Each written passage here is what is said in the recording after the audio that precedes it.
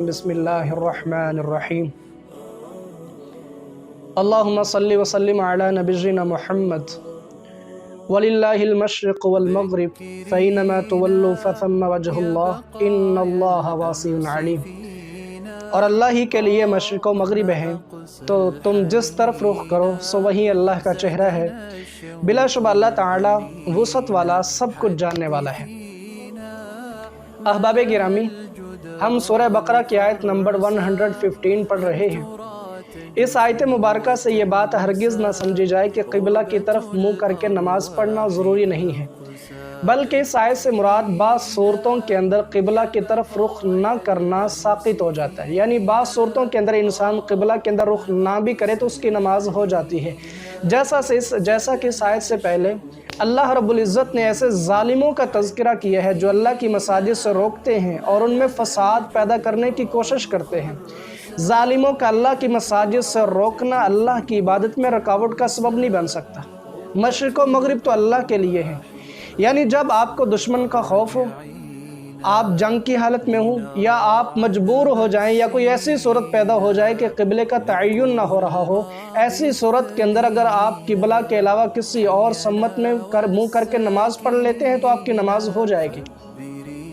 جیسا کہ سنن ابی داؤد کے اندر روایت ہے، رسول اللہ صلی اللہ علیہ وسلم نے اپنے ایک پیارے صحابی عبداللہ بن انیس رضی اللہ عنہ کو بھیجا کہ وہ جائیں اور خالد بن سفیان کو قتل کر دیں،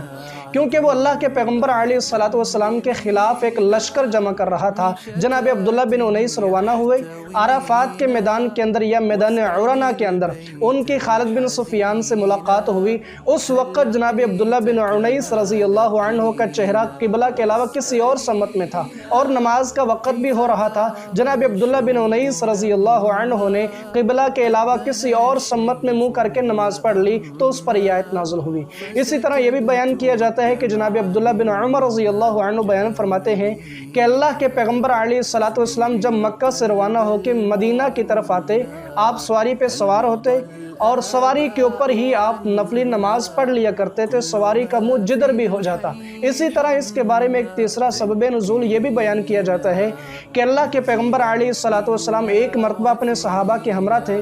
رات کو اندھیرا تھا، صحابہ کرام نے نماز پڑھنا چاہی تو ان سے قبلہ کا تعین نہ ہو سکا۔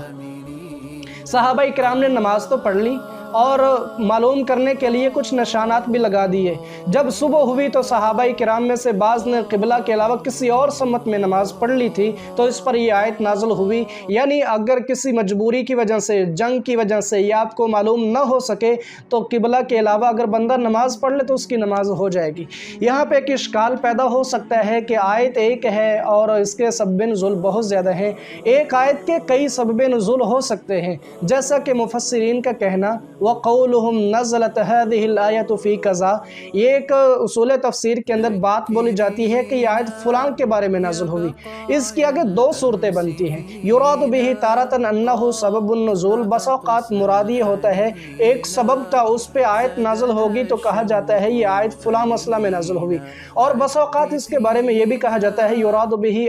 تارۃ انہ داخل فی الآیہ، کہ یہ چیز بھی آیت کے اندر داخل ہے،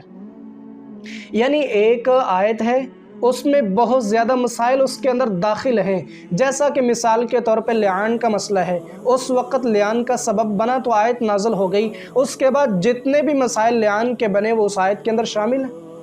اور اس آیت سے ایک چیز یہ بھی آپ کو سامنے رکھنے چاہیے، جناب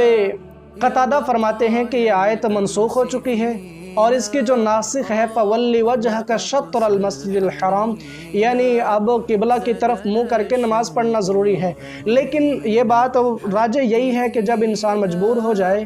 اور جنگ ہو یا دشمن کا خوف ہو تو پھر جس طرف میں منہ کر کے نماز پڑھ لے اس کی نماز ہو جائے گی۔ اس آیت مبارکہ سے کچھ صوفی اور واعظ قسم کے لوگوں نے یہ چیز نکالی ہے کہ اللہ رب العزت ہر جگہ موجود ہے،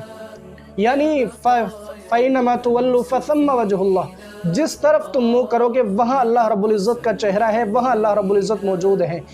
یعنی ان کا عقیدہ یہ ہے کہ اللہ ہر چیز کے اندر موجود ہے، جسے عقیدہ وحدت الوجود کہا جاتا ہے۔ ٹھانے دار اس کو پکڑ کے لے جاتا ہے، مارتا ہے، جو مارنے والا اس میں بھی اللہ رب العزت، اور جس کو مارا جا رہا ہے اس میں بھی اللہ رب العزت، یعنی ایک چوری کرنے والا چور ہے اس کے اندر بھی اللہ رب العزت، دنیا کی ہر چیز کے اندر اللہ رب العزت موجود ہے۔ ان کا عقیدہ یہ ہے۔ دیکھیں یہ کتنا باریک سا عقیدہ، کتنا آسان، ایک چونٹی کو سمجھ آ گیا، لیکن ان بڑے بڑے پگڑی بازوں کو اور بڑے بڑے دعوے داروں کو اس بات کی سمجھ نہیں آئی۔ وہ اللہ کا مہربان پیغمبر جا رہا تھا قوم کو لے کے بارش کی دعا کرنے کے لیے، تو کہتا ہے اپنے لوگوں سے واپس پلٹ آؤ،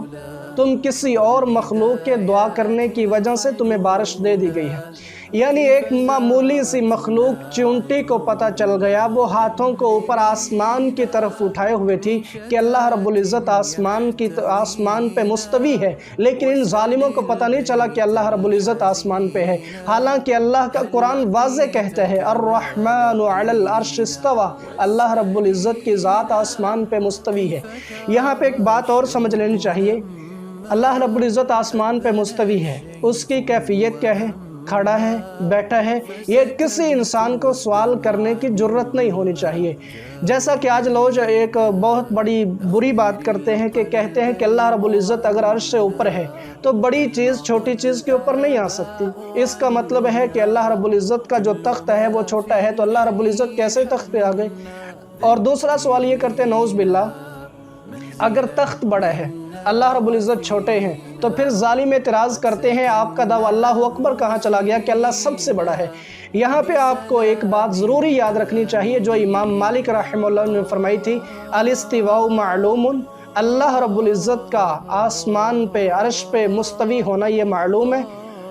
الاستواء معلوم والکیف مجہول، اور کیفیت کیا ہے یہ کوئی نہیں جانتا، یہ مجہول ہے۔ والسؤال عنہ بدعۃ،